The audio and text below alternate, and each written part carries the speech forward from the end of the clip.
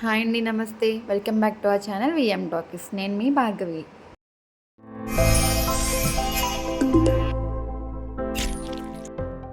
అందరూ ఎలా ఉన్నారండి? బాగున్నారా? నేనైతే చాలా బాగున్నానండి. చాలా రోజుల తర్వాత నేను నా ఫ్రెండ్ కలిసామని సరదాగా ఏలూరు వెళ్దామనేసి ఫ్యామిలీతో కలిసి వచ్చామండి. చూస్తూనే సమ్మర్ వచ్చేసిందండి. అసలు వేడి చాలా దారుణంగా ఉంది. అందరూ కూడా చాలా జాగ్రత్తగా ఉండండి. చిన్నప్పటి నుంచి కూడా ఎందుకు ఏలూరు అంటే తెలియని అటాచ్మెంట్ ఉందండి. అసలు చిన్నదో పెద్దదో ప్రతిదానికి ఏలూరు మాత్రం తప్పకుండా వస్తామన్నమాట.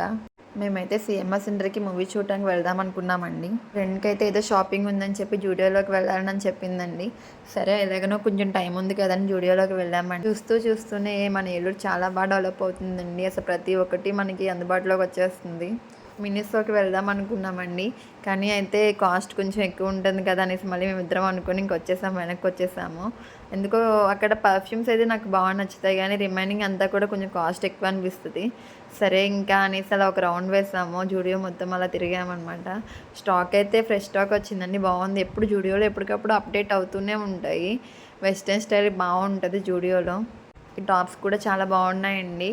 399 పర్లేదండి, బాగానే ఉన్నాయి. బట్ కానీ నాకు ఎందుకో ఈ మధ్యన కొంచెం కుర్తీ సెట్స్లోకి వెళ్ళిపోదాం అనిపిస్తుంది. మరీ ఎప్పుడు చూసినా లెగ్గిన్స్ టాప్స్ బాగా బోరింగ్ అనిపిస్తుంది. కొంచెం మళ్ళీ మార్చాలి డ్రెస్సింగ్ స్టైల్ అనేది. ఇంకా మూవీకి టైం అయిపోతుందని వెళ్ళామండి. జనాలు అయితే చాలామందే ఉన్నారండి. టికెట్స్ కూడా మాకు కష్టంగానే దొరికాయి. మూవీ మాత్రం ఏంటో తెలిసింది కదండి. తెలిస్తే కామెంట్ సెక్షన్లో తప్పకుండా చెప్పండి. అయితే మూవీ మాత్రం చాలా బాగుంది. నిజంగానే హార్ట్ టచింగ్గా ఉంది. ఎంతమందికి నచ్చిందో దయచేసి కామెంట్ సెక్షన్లో తప్పకుండా చెప్పండి. ఇంకా మా ఫ్రెండ్ అదిగో షాపింగ్ చేసింది. మా అన్నయ్య గట్టిగానే బ్యాండ్ ఇచ్చిందనమాట.